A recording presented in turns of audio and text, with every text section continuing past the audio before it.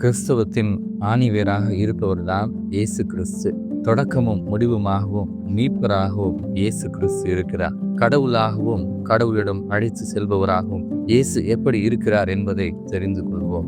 இயேசு என்ற பெயருக்கு மீட்பர் என்பது பொருள். அதாவது மக்களை பாவங்களிலிருந்து மீட்க பிறந்தவர். தற்பொழுது பாவம் எப்படி இந்த உலகத்தில் நுழைந்தது என்பதை புரிந்து கொள்வோம். விவிலியம் பழைய ஏற்பாடு, புதிய ஏற்பாடு என்ற இரு பிரிவுகளாக உள்ளது. அதாவது உலக தொடக்கம் முதல் இயேசு பிறப்பு வரை பழைய ஏற்பாடும், இயேசுவின் பிறப்பு, இறப்பு, அவரின் உயிர்ப்பு, அவருக்கு பின் தொடக்க திருச்சபை எவ்வாறு உருவாகியது என்பது வரை புதிய ஏற்பாடும் நமக்கு கொடுக்கப்பட்டுள்ளன. தொடக்கத்தில் கடவுள் உலகினை படைக்கிறார். அதன் பிறகு மனிதனை படைக்கிறார். மனிதனை ஆணாக பெண்ணாக படைக்கிறார். சிறப்பாக ஆதாமை தன்னுடைய சாயலிலும் அவனுடைய விலா எலும்பிலிருந்து அவனுக்கு துணையாக பெண் ஏவாளையும் படைக்கிறார். ஏதேன் தோட்டத்தில் அவர்கள் கடவுளின் பாதுகாப்பில் மகிழ்ச்சியாக வாழ்கிறார்கள். கடவுள் ஆதாமுக்கும் ஏவாளுக்கும் ஒரு கட்டளை கொடுக்கிறார். அதாவது இந்த ஏதேன் தோட்டத்தில் இருக்கும் எல்லா மரங்களிலிருந்தும் நீங்கள் கனிகளை பறித்து உண்ணலாம். ஆனால் அங்கு நன்மை தீமை அறிவதற்கான வாழ்வின் மரத்தின் கனியை மட்டும் உண்ணவே கூடாது. அப்படி உண்டால் சாகவே சாவீர்கள் என்று கடவுள் கூறுகிறார். ஆனால் இந்த இடத்தில் சாத்தான் பாம்பின் முடிவில் தோன்றி முதலில் ஏவாளை ஏமாற்றி விடுகிறான். பிறகு ஆதாமையும் ஏமாற்றுகிறான். அதாவது கடவுள் உண்ணக்கூடாது என்று கூறிய அந்த மரத்தின் கனியை நீங்கள் உண்டீர்கள் என்றால் நீங்கள் சாக மாட்டீர்கள் என்றும் கடவுளைப் போல மாறிவிடுவீர்கள் என்றும் சாத்தான் கூற, ஏவாள் அதை பறித்து உண்கின்றாள். அந்த பழத்தை ஆதாமுக்கும் கொடுக்க ஆதாமும் உண்கின்றார். சாத்தான் எவ்வளவு தந்திரமாக பேசி ஏமாற்றினான் என்பதை தொடக்க நூல் 2 மற்றும் 3 அதிகாரங்களை படிக்கும் பொழுது நாம் புரிந்து கொள்ளலாம். ஆதாமும் ஏவாளும் கடவுள் சாப்பிடக்கூடாது என்று குறிப்பிட்ட நன்மை தீமை அறியும் வாழ்வின் மரத்திலிருந்து உண்டு விட்டார்கள் என்று தெரிந்தவுடன் கடவுள் அவர்களுடன் உரையாடுவார். அந்த உரையாடலை தொடக்க நூல் 3 அதிகாரம் 11 முதல் 13 வரை உள்ள இறைவசனங்கள். நீ உண்ணக்கூடாது என்று நான் விலக்கிய மரத்திலிருந்து உண்டாயோ என்று கடவுள் கேட்க, அதற்கு ஆதாம், என்னுடன் இருக்கும்படி நீ தந்த அந்த பெண் மரத்தின் கனி எனக்கு கொடுத்தால் நானும் உண்டேன் என்றான். ஆண்டவராகிய கடவுள், நீ ஏன் இவ்வாறு செய்தாய் என்று பெண்ணை கேட்க, அதற்கு பெண், பாம்பு என்னை ஏமாற்றியது, நானும் உண்டேன் என்றான். இந்த இறைவார்த்தையை நன்றாக கவனித்தீர்கள் என்றார். அன்புக்குரியவர்களே, ஆதாமும் சரி ஏவாளும் சரி, ஐயோ கடவுளுடைய வார்த்தையை மீறிவிட்டோமே என்று வருத்தப்படாமல் ஆதாம் ஏவாளையும் ஏவாள் தன்னை ஏமாற்றிய பாம்பின் மீதும் குற்றம் சுமத்துவதையும் தெளிவாக பார்க்கலாம். இதற்கு பிறகு கடவுள் பாம்பு, ஆதாம், ஏவாள் இவர்களுடைய கீழ்ப்படியாமைக்கு கொடுத்த தண்டனையை தொடக்க நூல் 3 அதிகாரம் 14 முதல் 24 வரை உள்ள இறை வார்த்தையை படிக்கும் பொழுது தெளிவாக தெரிந்து கொள்ளலாம். அதில் சிறப்பாக பாம்பிடம், நீ கால்நடைகள், காட்டு விலங்குகள் அனைத்திலும் சபிக்கப்பட்டிருப்பாய். குறிப்பாக உனக்கும் பெண்ணுக்கும், உன் வித்துக்கும் அவள் வித்துக்கும் பகையை உண்டாக்குவேன். அவள் வித்து உன் தலையை காயப்படுத்தும், நீ அதன் குதிங்காலை காயப்படுத்துவாய் என்கின்ற இறை வார்த்தையானது மிக சிறப்பாக நமக்கு கூறுவது என்னவென்றால், எல்லாம் வல்ல கடவுள் பெண்ணிடமிருந்து தன் பிள்ளையை பிறக்க வைப்பார் என்றும் அந்த குழந்தை சாத்தானை வெல்லும் என்றும் கூறுகிறார். அந்த பெண்ணிடமிருந்து பிறந்தவர்தான் ஆண்டவர், மீட்பர், இரட்சகரான இயேசு கிறிஸ்து. மற்றும் அந்த பெண் யாரென்றால் அவர்தான் மரியா, இறைவனின் தாயாக இன்றும் இருக்கிறார். இந்த இடத்தில் நாம் தெளிவாக புரிந்து கொள்ள வேண்டியது என்னவென்றால், மனிதனின் கீழ்ப்படியாமையினால் பாவம் இந்த உலகத்தில் நுழைகிறது. பாவத்தின் வழியாக சாவு இந்த உலகத்தில் நுழைகிறது. சாவை இந்த உலகத்தில் தன்னுடைய சூழ்ச்சியின் வழியாக கொண்டு வந்தவன்தான் சாத்தான். மேலும் கடவுள் கீழ்ப்படியாமை நிமித்தம் ஆதாமுக்கும் ஏவாளுக்கும் ஒரு சில சாபங்கள் கொடுத்து அந்த ஏதேன் தோட்டத்தை விட்டு வெளியே துரத்தி ஏதேன் தோட்டத்தையும் அடைத்து விடுகின்றார். அந்த இடத்தில் ஆதாமுக்கும் ஏவாளுக்கும் கடவுள் எதை சாபகமாக கொடுத்தாரோ அந்த முறைமையின்படிதான் இன்றும் நாம் அனைவரும் வாழ்ந்து கொண்டிருக்கிறோம். அதாவது பெண்ணுக்கு மகப்பேற்றின் வேதனை அதிகமாகும் என்றும், வேதனையில் அவள் குழந்தைகளை பெறுவாள் என்றும், ஆயினும் தன் கணவன் மேல் வேட்கை கொள்வாள் என்றும், ஆணானவன் வாழ்நாளெல்லாம் நிலத்தில் உழைத்து உண்ண வேண்டும் என்றும், வயல்வெளி பயிரை உண்பான் என்றும், மண்ணிலிருந்து பிறந்தவர்கள் மண்ணுக்கே சாவின் வழியாக திரும்ப வேண்டும் என்பதாகும். இதுதான் பாவம் அதன் வழியாக சாவு இந்த உலகத்தில் நுழைந்ததற்கான விவிலிய வரலாறு. இந்த இடத்திலிருந்து ஆதாம் ஏவாள் இருவரிடமிருந்து உருவானதுதான் மனித இனம். இங்கு பாவம், சாவு ஆகியவற்றின் வீரியத்தை நாம் தெரிந்து கொள்வது மிக முக்கியமாகும். அதாவது காயின் ஆபேல் என்ற இருவர் ஆதாமுக்கும் ஏவாளுக்கும் பிறக்க, காயின் தன் சகோதரன் ஆபேலை பொறாமையின் நிமித்தம் கொல்வதும் மற்றும் எல்லாவிதமான பாவமும் இந்த உலகத்தில் வேரூன்றியதையும் மனித இனம் தன்னுடைய மேன்மையை கீழ்ப்படியாமையினால் இழந்ததையும் தெரிந்து கொள்ளலாம். அதன் பிறகு கடவுள் எவ்வாறு மக்களை அன்போடும் இரக்கத்தோடும் பரிவோடும் வழிநடத்தினார் என்பதை சற்று சுருக்கமாக பார்ப்போம். பாவம் பெருகிய உலகில் கடவுள் நோவாவின் காலத்தில் பாவம் உலகம் முழுவதும் பரவியதை அறிந்து மனம் வருந்தி நேர்மையாக வாழ்ந்த நோவாவையும் அவர் குடும்பத்தையும் குறிப்பிட்ட காட்டு விலங்குகளையும் மட்டுமே காப்பாற்றி உலகினை அழிக்கிறார். பிறகு நோவாவிடமிருந்து தோன்றிய உலகில் ஆபிரகாம், மோசே, யோசுவா, நீதி தலைவர்கள், சாமுவேல், எசாயா, எரேமியா, எசேக்கியேல் மற்றும் இதர கடவுளின் இதயத்திற்கு நெருக்கமானவர்கள் வழியாக கடவுள் எவ்வாறு இந்த உலகை வழிநடத்தினார் என்பதையும் பழைய ஏற்பாட்டில் தெரிந்து கொள்ளலாம். குறிப்பாக ஆபிரகாம் கடவுளின் இதயத்திற்கு எவ்வளவு நெருக்கமாக இருந்தார் என்றும் கடவுளுடைய வாக்கிற்கேற்ப எல்லாவற்றையும் விட்டுவிட்டு ஒரு அந்நியனை போல வாழ்ந்ததையும் 100 வயது வரை ஒரு குழந்தைக்காக நம்பிக்கையுடன் காத்திருந்ததையும் கடவுளுக்காக அந்த குழந்தை ஈசாக்கை அவர் பலியிட சென்றது வரை கடவுள் மீது அவர் எவ்வளவு நம்பிக்கை வைத்திருந்தார் என்றும் அவர் நம் அனைவருக்கும் விசுவாசத்தின் தந்தையாக உள்ளார் என்பதையும் படித்து புரிந்து கொள்ள வேண்டி கேட்டுக்கொள்கிறோம். ஆபிரகாமுக்கு கடவுள் அவருடைய அசைக்க முடியாத விசுவாசத்தின் நிமித்தமும் கடவுள் மீது கொண்ட பற்று நிமித்தமும் அவருக்கு ஒரு குழந்தையை கொடுப்பதாகவும் அந்த குழந்தையின் வழியாக அவரின் இனம் கடற்கரை மணலை போலவும் வானத்து நட்சத்திரங்களைப் போலவும் இந்த உலகில் அவரின் இனம் பெருகும் என்று வாக்கு கொடுக்கிறார். அவ்விதமாக ஆபிரகாமுக்கு ஈசாக்கும், ஈசாக்குக்கு ஏசா, யாக்கோபு என்று 2 புதல்வர்களும், அவர்களில் யாக்கோபுக்கு 12 புதல்வர்கள் பிறந்து அந்த 12 பிள்ளைகள் வழியாக உருவானதுதான் இஸ்ரேல் இனம். யாக்கோபு தேவதூதரோடு போரிட்டு வெற்றி பெற்றதினால் அந்த தேவதூதர் ஆசீர்வாதமாக கொடுத்ததுதான் இஸ்ரேல் என்னும் பெயர். எனவே இஸ்ரேல் மக்கள் என்றால் ஆபிரகாம் வழிவந்த யாக்கோபின் பிள்ளைகள் ஆவர். இந்த இஸ்ரேல் இனம் எகிப்து நாட்டில் 400 வருடமாக அடிமைகளாக துன்புறுத்தப்படும் போது கடவுள் மோசேயை அழைத்து அவருடனே இருந்து இந்த மக்களை எகிப்து மன்னனிடமிருந்து காப்பாற்றி அழைத்து வருகிறார். கிட்டத்தட்ட 40 ஆண்டுகள் கடவுள் இந்த மக்களுடன் நெருக்கமாக இருந்து அவர்களை எப்படி ஆசீர்வதித்து கண்டித்து தண்டித்து வழிநடத்தினார் என்பதை விவிலியத்தை படிக்கும்போது புரிந்து கொள்ளலாம். இவ்வாறு மக்களை மோசே வழிநடத்தும் போது நடந்த ஒரு சில முக்கிய நிகழ்வுகளை பார்ப்போம்.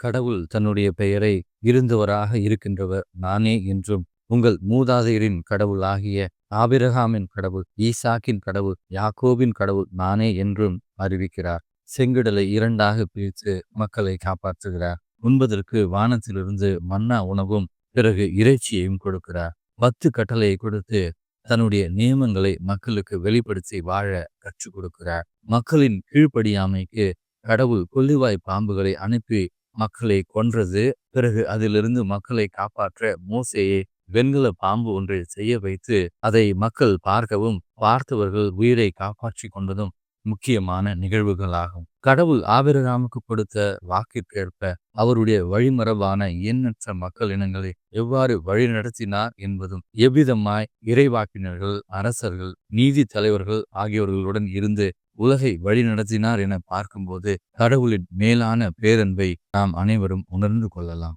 ஆபிரகாம் காலம் முதல் இயேசுவின் பிறப்பு வரை உள்ள காலமானது விவிலியத்தின்படி கிட்டத்தட்ட 2000 ஆண்டுகள்.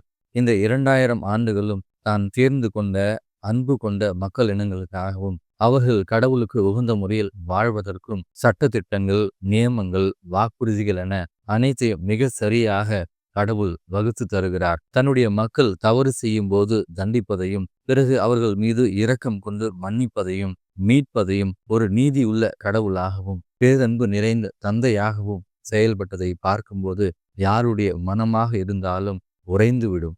ஆனாலும் அன்று ஆதாம் ஏவாள் எவ்வாறு கடவுளின் சொல்லுக்கு கீழ்ப்படியாமல் பாவம் செய்தார்களோ அதே போலதான் எல்லா மக்களினமும் கடவுளின் கட்டளைகளை கடைபிடிக்காமல் அவருக்கு சினமூட்டினார்கள் என்பதும் அதனால் தண்டிக்கப்பட்டார்கள் என்பதும் தான் உண்மை. மோசே எகிப்து நாட்டிலிருந்து இஸ்ரேல் மக்களை மீட்கும் போது, அதாவது பெண்கள், குழந்தைகள் மற்றும் அவர்களின் காட்டு விலங்குகள் தவிர அங்கு இருந்த ஆண்களின் எண்ணிக்கை மட்டும் 6 லட்சம் பேர். அன்பானவர்களே, எவ்வளவு பெரிய இனத்தை கடவுள் மீட்டிருக்கிறார் என்பதையும் பிறகு அவர்கள் எவ்வளவு பெரிய இனமாக மாறி இருப்பார்கள் என்பதையும், கடவுளுடைய வல்லமை, அவருடைய வாக்குறுதி எவ்வளவு பெரிது என்பதையும் நாம் தெரிந்து கொள்வோம். தற்போது விவிலியத்தில் இயேசு கிறிஸ்துவை பற்றிய முன்னறிவிப்புகளை சுருக்கமாக பார்ப்போம். எசாயா 7:14 வசனத்தில் ஒரு கன்னி கருவுற்று ஒரு ஆண் மகவை பெற்றெடுப்பார் என்றும், மீகா 5:2 வசனத்தில் பெத்லகேமில் இயேசு பிறந்து மக்களாகிய இம்மந்தையை வழிநடத்துவார், அமைதி அருள்வார் என்றும், எசாயா 53 இயேசுவின் பாடுகளை பற்றி மிக தெளிவாகவும், செக்கரியா 9 இயேசு நீதி உள்ளவராகவும் வெற்றி வேந்தராகவும், ஒரு கடல் முதல் மறு கடல் வரை, பேராறு முதல் நில உலகின் எல்லைகள் வரை அவருடைய ஆட்சி இருக்கும் எனவும், மேலும் திருப்பாடல் 22:69, எசாயா 40, திருப்பாடல் 118 இயேசுவை பற்றி தெளிவாக முன்னறிவிக்கப்பட்டிருப்பதை நாம் பார்க்கலாம். மோசேவின் சட்டத்திட்டத்தை கடைபிடித்து வந்த மக்கள் கடைசி காலத்தில் நேர்குறிப்பிட்ட இறை வார்த்தைகளின்படி மீட்பர் என்னும் மெசியா தோன்றுவார், நம்மை எல்லா துன்பங்களிலிருந்தும் மீட்பார் என்றும், அவருடைய ஆட்சிக்கு முடிவே இராது என்றும் உறுதியாக நம்பியிருந்தார்கள். தற்பொழுது கடவுளின் மீட்பு திட்டத்தில் இயேசு கிறிஸ்துவின் பிறப்பு, வாழ்வு, பாடுகள், இறப்பு மற்றும் உயிர்ப்பை தெரிந்து கொள்வோம். இயேசுவின் பிறப்பு லூக்கா 1:28 முதல் 38 வரை உள்ள இறை வார்த்தைகள். வானதூதர் மரியாவுக்கு தோன்றி, அருள்மிகு பெற்றவரே வாழ்க, ஆண்டவர் உம்மோடு இருக்கிறார் என்றார். இவ்வார்த்தைகளை கேட்டு அவர் கலங்கி, இந்த வாழ்த்து எத்தகையதோ என்று எண்ணிக்கொண்டிருந்தார். வானதூதர் அவரை பார்த்து, மரியா, அஞ்ச வேண்டாம், கடவுளுடைய அருளை கண்டடைந்துள்ளீர். இதோ கருவுற்று ஒரு மகனை பெறுவீர், அவருக்கு இயேசு என்னும் பெயரிடுவீர். அவர் பெரியவராய் இருப்பார், உன்னத கடவுளின் மகன் எனப்படுவார். அவருடைய தந்தை தாவீதின் அரியணையை ஆண்டவராகிய கடவுள் அவருக்கு அளிப்பார்.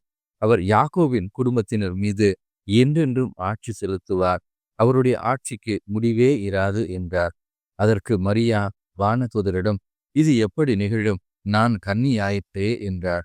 வானதூதர் அவரிடம், தூய ஆவி உம்மீது வரும், உன்னத கடவுளின் வல்லமை உன்மேல் நிழலிடும். ஆதலால் உம்மிடம் பிறக்கப் போகும் குழந்தை தூயது, அக்குழந்தை இறைமகன் எனப்படும். உம் உறவினராகிய எலிசபெத்தும் தம் முதிர்ந்த வயதில் கருத்தாங்கி இருக்கிறார். கருவுற இயலாதவர் என்று சொல்லப்பட்ட அவருக்கு இது 6ஆம் மாதம், ஏனெனில் கடவுளால் இயலாதது ஒன்றுமில்லை என்றார். பின்னர் மரியா, நான் ஆண்டவரின் அடிமை, உம் சொற்படியே எனக்கு நிகழட்டும் என்றார். அப்பொழுது வானதூதர் அவரை விட்டு அகன்றார்.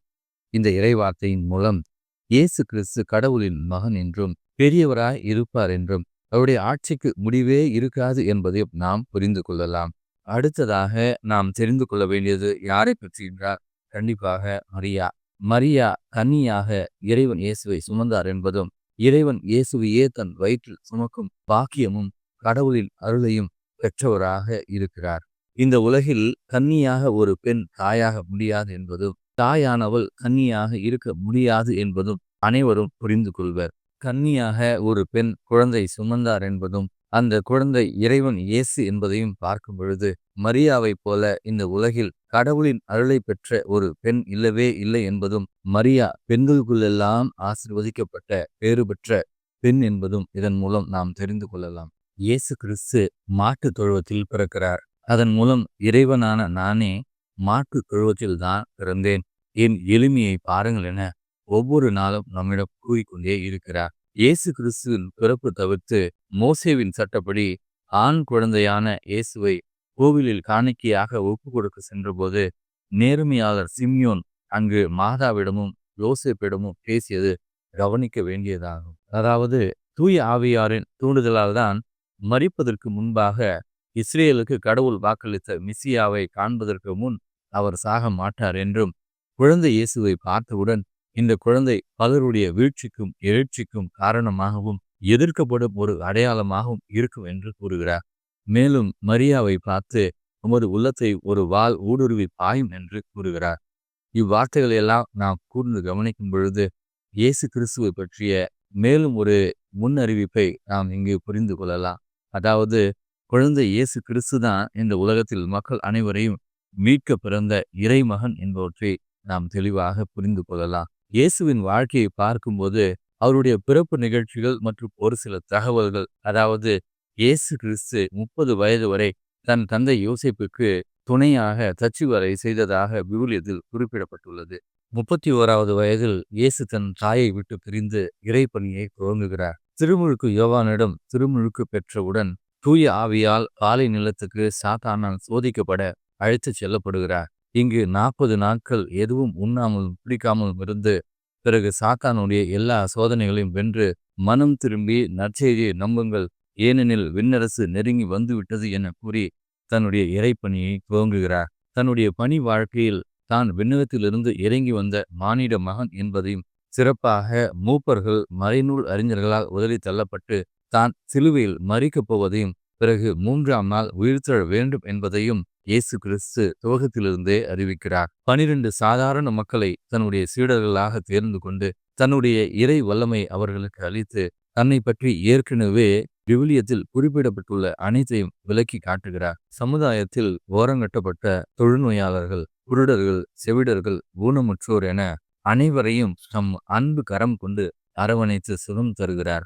ஊர்கள் நகர்கள் தோறும் சுற்றி யூதர்களின் தொழுகை கூடங்களில் இறை வார்த்தையை போதிக்கிறார். அவருடைய வார்த்தையை கேட்டு வியந்து போகாதவர்களே இல்லை என்றாலும் இயேசுவை மெசியா என ஏற்க மறுத்த பரிசேயர்களும் மறைநூல் அறிஞர்களும் அவரை நிம்மதியாக இருக்க விடாமல் அவர் செல்லும் இடமெல்லாம் தொல்லை கொடுக்கிறார்கள். எனினும் இயேசு மனம் தளராமல் அவருடைய இறை ஞானத்தாலும் ஆற்றலாலும் அனைவருக்கும் பதில் கூறி வாயடைத்தார் என்றுதான் கூற வேண்டும். ஒவ்வொரு நோயாளிகளையும் குணப்படுத்தும் போது அவர்களின் நம்பிக்கைதான் அவர்களை குணப்படுத்தியது என்று கூறி கடவுள் மீதும் இயேசு கிறிஸ்துவின் மீதும் நம்பிக்கை வைக்க ஆழமாக சொல்லிக் கொடுக்கிறார். தன்னுடைய பணி வாழ்க்கையின் மத்தியில் இயேசுவே நான் உன்னை பின்பற்றுவேன் என ஒருவர் கேட்க, நரிகளுக்கு பதுமை குழிகள் உண்டு, வானத்து பறவைகளுக்கு கூடுகள் உண்டு, ஆனால் மானிட மகனுக்கோ தலை சாய்க்க கூட இடமில்லை என்று கூறுவதை பார்க்கும்போது இயேசு கிறிஸ்து ஒரு அனாதை விட மோசமாக இவ்வுலகில் வாழ்ந்தார் என்றால் அது மிகையாகாது. இறந்தோரை கூட உயிர்த்தெழ வைத்த இயேசு தன் சீடர்களை அவருக்கு நிகராகவே மதிப்பளித்து வழிநடத்தினார் என்பதும் அவர் கூறுவதையெல்லாம் அவர்கள் புரிந்து கொள்ள மறுத்தார்கள் என்பதும் தான் உண்மை. தலைவர்களின் கடுமையான எதிர்ப்பு, கூறுவதை புரிந்து கொள்ள முடியாத சீடர்கள், பெற்ற நன்மைகளை எல்லாம் விரைவில் மறந்துவிடும் மக்கள் மத்தியில் மக்கள் கொண்டிருந்த தவறான சட்டதிட்டங்கள், பழக்க வழக்கங்களை தைரியத்துடன் எடுத்து கூறியது மட்டுமல்லாமல் பரிசேயர்கள், சதுசேயர்கள் என யாரையுமே விடாமல் கேள்வி கேட்டு உண்மையான ஒரு புரட்சியை ஏற்படுத்துகிறார் இயேசு கிறிஸ்து. தந்தை கடவுளை மட்டுமே நம்பின நிலையில் இயேசு யாருக்குமே பயந்து நடுங்காமல் ஒளிவு மறைவின்றி சமுதாய புரட்சியை தனி மனிதனாய் ஏற்படுத்தினார் என்றால் அது மிகையாகாது. இறைமகனாக மோசேவின் சட்டதிட்டங்களை மக்கள் எவ்வாறு தவறாக கடைபிடிக்கிறார்கள் என்று எடுத்து கூறுகிறார் இயேசு கிறிஸ்து. 10 கட்டளைகளை கடைபிடிப்பதாக கூறி அவர்கள் கடவுளின் உண்மையான நெறியை விட்டு விலகி வாழ்ந்ததையும், அந்த 10 கட்டளைகளை 2 கட்டளைகளாக சுருக்கி சட்ட திட்டங்களில் மூழ்கியிருந்த மக்களின் மனங்களை கடவுள் விரும்பும் உண்மையான அன்பு நெறிக்கு மாற்றினார் இயேசு கிறிஸ்து. எல்லாவற்றிற்கும் மேலாக எந்த மக்களை மீட்க இவ்வுலகத்திற்கு மனு உரு எடுத்தாரோ அதே மக்களால் உதறி தள்ளப்பட்டு எல்லா அவமானங்களையும் ஏற்றுக்கொள்கின்றார் இயேசு கிறிஸ்து. பிலாத்து இயேசுவை காப்பாற்ற முற்பட்ட போதும் ஒரு வார்த்தை கூட பேசாமல் அமைதி காத்து, நான் இறந்தால்தான் இந்த உலகிற்கு மீட்பு உண்டு என்பதை மனதில் வைத்து நமக்காக அமைதியாக நின்றார் இயேசு. தன் இனத்தவர்களே, அதாவது எந்த மக்களை அவர் தொட்டு குணப்படுத்தினாரோ, யாருக்காக போராடினாரோ அவர்களே அவரை சிலுவையில் அறையும் என கத்த அமைதியாக நம் ஆண்டவர் தன்னை துன்பத்திற்காக கையளிப்பதை பார்க்கும்போது உண்மையான தியாகத்திற்கு அவர் அர்த்தம் சேர்ப்பதை நாம் புரிந்து கொள்ளலாம். தன்னுடன் பயணித்த சீடர்கள் எல்லாம் இயேசுவை விட்டுவிட்டு ஓடிப்போக தன் தாய் மரியாவும் சீடர் யோவான் மற்றும் இயேசுவின் மீது அன்பு கொண்ட ஒரு சிலரே ஆண்டவரோடு அந்த நேரத்தில் பயணிக்கிறார்கள். அந்த கொடிய சிலுவை வேதனைகளை எடுத்து கூற யாரால் முடியாது. ஏனெனில் இந்த உலகில் அதுபோல துன்பங்களை பொதுவாக எந்த மனிதராலும் அனுபவிக்கவே முடியாது. பாவம் செய்தவர்களுக்கு இன்று அதுபோல வேதனையோ தண்டனையோ கிடையாது. ஒருவேளை பாவம் செய்திருந்தால் பாவத்திற்கு தண்டனை என ஆறுதல் கூறிக்கொள்ளலாம். ஆனால் ஒரு பாவமும் அறியாத நம் ஆண்டவர் இயேசு கிறிஸ்து எல்லா அவமானங்களையும் நமக்காக தாங்கிக் கொண்டு அங்கு பொறுமையோடு நிற்கிறார். உரோமும் கத்தரிப்போர் முன்னிலையில் கத்தாத செம்மறி போல இருந்தார் என எசாயாவில் குறிப்பிடப்பட்டாலும் எந்த ஒரு ஆடும் தான் கொல்லப்படுவதை அறிந்து உயிர் கொடுக்க செல்வதில்லை. ஆனால் நம் ஆண்டவர் இயேசு கிறிஸ்துவோ தன்னை கொல்லப் போகிறார்கள் என தெரிந்திருந்தும் அமைதியாக தன்னை அடிப்பதற்கும் உதைப்பதற்கும் காரி துப்புவதற்கும் சாட்டையால் அடிப்பதற்கும் சிலுவையில் வஞ்சிப்பதற்கும் தன்னை கையளிக்கிறார். இது போன்ற துன்பங்களை ஒரு பாவியாக கூட கண்டிப்பாக இந்த உலகில் ஏற்றுக்கொள்ள முடியாது. ஆனால் ஒரு இறைவன் இந்த வேதனைகளை ஏற்றுக்கொண்டார் என்றால் ஆதாம் ஏவாள் வழியாக உலகில் நுழைந்த பாவம் மற்றும் சாவு எவ்வளவு கொடியது என நாம் ஒவ்வொருவரும் புரிந்து கொள்ள வேண்டும். யோவான் 1:1 தொடக்கத்தில் வாக்கு இருந்தது, அந்த வாக்கு கடவுளோடு இருந்தது, அந்த வாக்கே கடவுளாகவும் இருந்தது, வாக்கான அவராலேயே இந்த உலகில் உள்ள அனைத்தும் உருவாகின என்பதை கவனிக்கும் போது இயேசு கிறிஸ்து வழியாகத்தான் கடவுள் இந்த உலகத்தில் உள்ள அனைத்தையும் படைத்தார் என்பதையும் புரிந்து கொள்ள முடிகிறது. இவ்விதமான ஒரு கடவுள் தன்னுடைய மக்கள் பாவத்திலும் சாவு என்னும் பிடியிலும் சிக்கி வாழ்க்கை எழுந்துவிடக் கூடாது என்பதற்காகத்தான் தன்னை சாவுக்கு கையளித்தது மட்டுமல்லாமல் கொடிய பாவிகள் என்ன வேண்டுமென்றாலும் செய்து கொள்ளட்டும் என்று அவமானத்தின் உச்சமான நிர்வாணத்தையும் ஆண்டவர் இயேசு கிறிஸ்து ஏற்றுக்கொள்கிறார். இருபுறமும் பாவிகள் மத்தியில் வேதனையுற்று ஒரு பாவியாக கொடிய வேதனைக்கு உள்ளாக்கப்படுகிறார். ஏலோயி ஏலோயி லேமா சபக்தானி, அதாவது என் இறைவா என் இறைவா ஏன் என்னை கைவிட்டீர் என கதறி சிலுவையில் நமக்காக மரிக்கிறார். அன்பானவர்களே, கிறிஸ்தவன் கிறிஸ்தவள் என்றால் கிறிஸ்துவுக்குள் அவன் கிறிஸ்துவுக்குள் அவள் என்று பொருள். கிறிஸ்துவுக்குள் இருக்கும் நாம் கிறிஸ்துவை பற்றி கூட தெரிந்து கொள்ளாமல் ஒரு வாழ்க்கையை வாழ்ந்தால் அதில் என்ன அர்த்தம் உண்டு என யோசித்து பார்ப்போம். துன்பங்கள் வரும்போதெல்லாம் கடவுளை கேள்வி கேட்கின்றோமே, இயேசு மட்டும் நமக்காக மரிக்கவில்லை என்றால் நமக்கு இந்த வாழ்க்கை கண்டிப்பாக கிடைத்திருக்காது. அன்று ஆதாம் ஏவாளின் கீழ்ப்படியாமையினால் நுழைந்த பாவமும் சாவும் நம்மை சாத்தானின் கட்டுப்பாட்டிற்கு கொண்டு சென்றது. இயேசு கிறிஸ்துவின் சிலுவை மரணத்தின் மூலமாக நாம் அனைவரும் பாவம் சாவு ஆகியவற்றிலிருந்து விடுதலை பெறுகிறோம். எனவேதான் இயேசு கிறிஸ்துவே வழி வாழ்வு ஜீவனாய் இருக்கிறார். யாராக இருந்தாலும் அவர்களுக்கு பிடித்தாலும் பிடிக்கவில்லை என்றாலும் இந்த உலகத்தில் பிறந்த ஒவ்வொருவருக்கும் இயேசு கிறிஸ்துதான் விண்ணகத்திற்கு செல்வதற்கான ஒரே வழியாய் இருக்கிறார். என்றென்றும் வழியாக இருந்து கொண்டிருக்கிறார். அதனால்தான் நாம் இன்று, அதாவது இயேசு மரித்து கிட்டத்தட்ட 2000 ஆண்டுகளுக்கு பிறகு அவரை பற்றி தியானித்துக் கொண்டிருக்கின்றோம். திருவிவிலியத்தை எடுத்து படிப்போம் நண்பர்களே. தந்தை கடவுள் யார், மகன் இயேசு கிறிஸ்து யார், தூய ஆவியானவர் என்பவர் யார் என்பவற்றை புரிந்து கொண்டு இயேசு கிறிஸ்துவின் வார்த்தைகளை, அதாவது என்றுமே அழியாத அவருடைய வார்த்தைகளை பின்பற்றி வாழ்ந்து விண்ணகம் சென்று சேருவோம். அழியாத வாழ்க்கையில் ஆண்டவரோடு இணைந்து மகிழ்வோம். இயேசுவுக்கே புகழ், இயேசுவுக்கே நன்றி. மரியே வாழ்க.